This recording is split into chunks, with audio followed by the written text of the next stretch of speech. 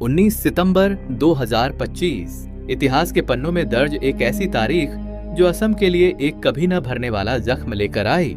एक ऐसी खबर जो जंगल की आग की तरह फैली और अपने पीछे छोड़ गई एक सवाल, ये कैसे हो सकता है। खबर थी कि असम का हार्ट थ्रॉब, एक पूरी पीढ़ी की आवाज जुबिन गर्ग अब नहीं रहे। 50 साल की उम्र में सिंगापुर में एक दर्दनाक हादसे ने उन्हें हमेशा के लिए हमसे छीन लिया। यह खबर सिर्फ एक खबर नहीं थी, ये एक तूफान था, एक ऐसा तूफान जिसने लाखों दिलों को झकझोर कर रख दिया। फैंस से लेकर बॉलीवुड के बड़े बड़े सितारे, हर कोई बस यही कह रहा था, यकीन नहीं हो रहा। ये किसी फिल्मी सितारे का जाना नहीं था, एक ऐसी आवाज का खामोश होना था जिसने एक पूरी पीढ़ी को जीना सिखाया था, प्यार करना सिखाया था और अपने हक के लिए लड़ना सिखाया था। इस कहानी की शुरुआत होती है 18 नवंबर 1972 को। मेघालय के तुरा में एक असमिया ब्राह्मण परिवार में एक बच्चे का जन्म हुआ। पिता मोहिनी मोहन बोठाकुर एक मजिस्ट्रेट थे, लेकिन दिल से एक कवि। कपिल ठाकुर के नाम से उनकी कविताएं असम में मशहूर थीं। माइली बोठाकुर एक बेहतरीन गायिका और डांसर थीं। कला इस बच्चे को विरासत में मिली थी। उसका नाम रखा गया जुबिन बोठाकुर, दुनिया के मशहूर कंडक्टर जुबिन मेहता के नाम पर। लेकिन इस बच्चे की तकदीर में कुछ और ही लिखा था। बड़े होकर उसने अपने परिवार के सरनेम बोठाकुर की जगह अपने गोत्र गर्ग को अपना लिया। ये सिर्फ एक नाम बदलना नहीं था, ये एक पहचान का ऐलान था। संगीत तो जैसे उसकी रगों में दौड़ता था। माँ उसकी पहली गुरु बनी। सिर्फ 3 साल की उम्र में उसने गाना शुरू कर दिया था। गुरु पंडित रॉबिन बनर्जी से 11 साल तक तबला सीखा और गुरु रमोनी राय से असमिया लोक संगीत की बारीकियां समझी। देखते ही देखते उसने 12 से ज्यादा म्यूजिकल इंस्ट्रूमेंट्स पर महारत हासिल कर ली। ढोल, गिटार, मैंडोलिन, हारमोनियम, सब कुछ उसके इशारों पर नाचते थे। जोरहाट के जेबी कॉलेज में उसके दोस्त आज भी याद करते हैं कि कैसे वो कभी यूनिफॉर्म नहीं पहनता था। रंग बिरंगी बरमूडा और सिर पर एक पारंपरिक जापी असमिया टोपी पहनकर कॉलेज आता था। लेक्चरर डांटते थे, पर उसकी प्रतिभा के आगे सब चुप हो जाते थे। अपने हायर सेकेंडरी के आखिरी साल में वो पूरे साल में सिर्फ 21 दिन क्लास गया, क्योंकि उसका ज्यादातर वक्त संगीत की दुनिया में गुजरता था। ये बगावत सिर्फ कपड़ों तक सीमित नहीं थी, ये उसकी पहचान थी जो उसके संगीत में भी झलकने वाली थी। 1992 में 19 साल की उम्र में इस नौजवान ने कॉलेज की पढ़ाई बीच में ही छोड़ दी और अपना पहला एल्बम अनामिका रिलीज किया। जुबिन ने असम के पारंपरिक लोक संगीत को मॉडर्न पॉप और रॉक के साथ मिलाकर एक ऐसी आवाज तैयार की जिसे सुनकर नॉर्थ ईस्ट की पूरी युवा पीढ़ी दीवानी हो गई। अनामिका रातों रात सुपरहिट हो गया और जुबिन गर्ग असम का हार्ट थ्रॉब बन गए। उनके गाने जैसे माया, पाखी और माए बिनी रातिर बुकुत सिर्फ हिट नहीं थे, वे एक बेचैन पीढ़ी के एंथम बन गए थे। उनके स्टेज शो में हजारों की भीड़ उमड़ती थी। लोग उनके गानों पर झूमते थे, रोते थे और अपनी जिंदगी का हिस्सा बना लेते थे।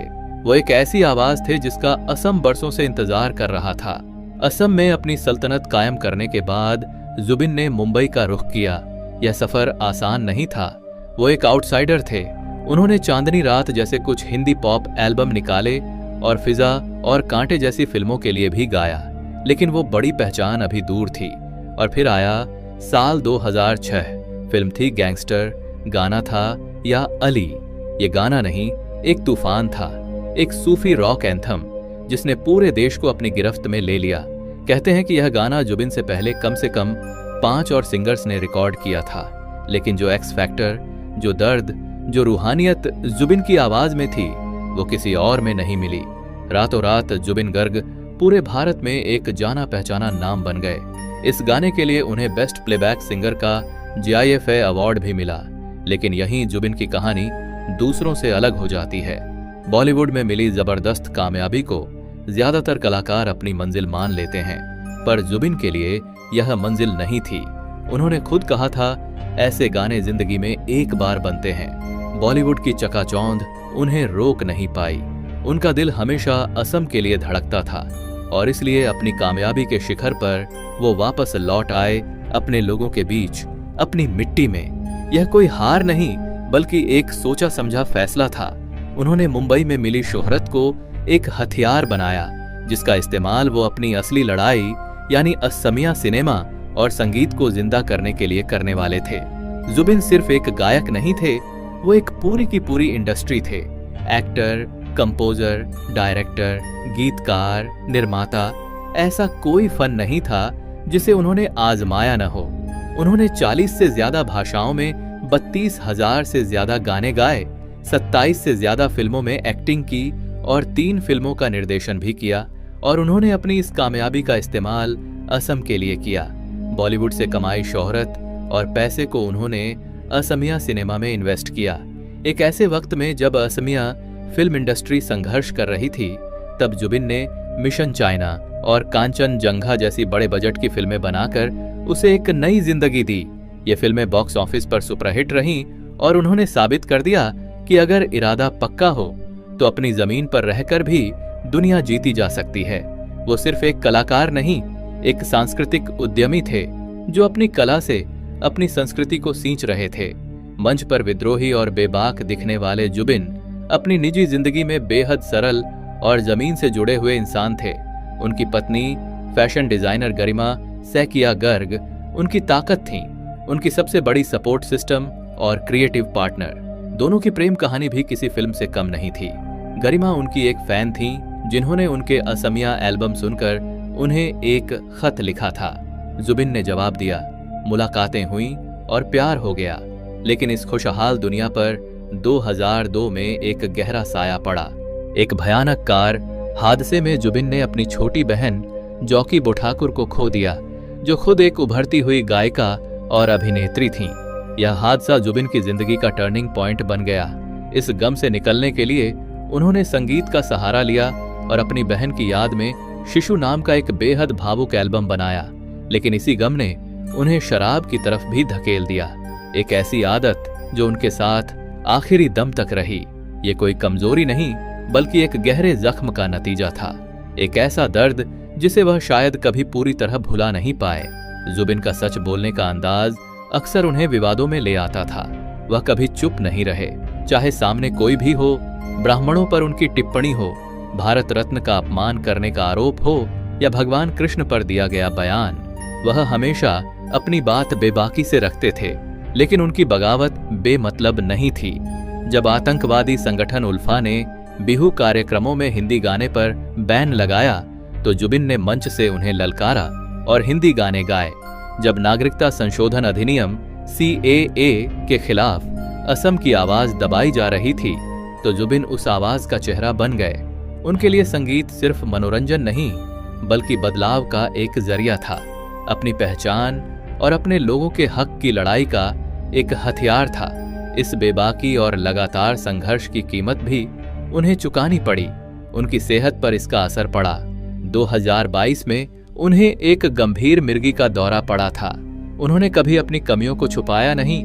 एक इंटरव्यू में उन्होंने साफ कहा था कि उनके कई सबसे बड़े गाने तब बने जब वह नशे में थे। यही ईमानदारी उन्हें अपने प्रशंसकों के और करीब ले आई। वह एक स्टार नहीं, अपने लोगों में से एक थे। वह एक ऐसे राजा थे जो अपनी प्रजा के साथ रहता था, उनके दुख सुख में शामिल होता था।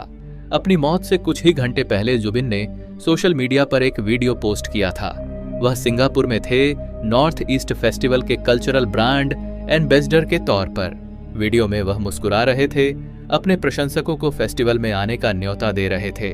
उनकी आंखों में उत्साह और जिंदगी की चमक थी। वह 20 सितंबर को परफॉर्म करने वाले थे। उसी रात सिंगापुर के एक रेस्टोरेंट में उन्होंने गिटार के साथ एक गाना गाया, एरिक क्लैप्टन का टीयर्स इन हेवन, एक ऐसा गीत जो एक बाप ने अपने मासूम बेटे की अचानक मौत पर लिखा था। क्या जुबिन को एहसास था कि यह उनकी आखिरी परफॉर्मेंस होने वाली थी? 19 सितंबर को वह दोस्तों के साथ एक यॉट पर थे, समंदर की लहरों के बीच जिंदगी का जश्न मना रहे थे। पहले उन्होंने लाइफ जैकेट पहनकर तैराकी की, लेकिन फिर उसे यह कहकर उतार दिया कि वह आरामदायक नहीं है, और फिर वह दोबारा पानी में उतर गए। इसी दौरान पानी में उन्हें मिर्गी का दौरा पड़ा। दोस्तों ने उन्हें बचाने की बहुत कोशिश की। उन्हें तुरंत सिंगापुर जनरल हॉस्पिटल ले जाया गया, लेकिन तब तक बहुत देर हो चुकी थी। भारतीय समय के अनुसार दोपहर करीब 2:30 पर डॉक्टरों ने उन्हें मृत घोषित कर दिया।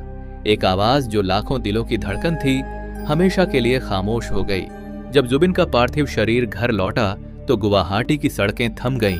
यह किसी स्टार का अंतिम संस्कार नहीं था, यह असम के बेटे की आखिरी विदाई थी।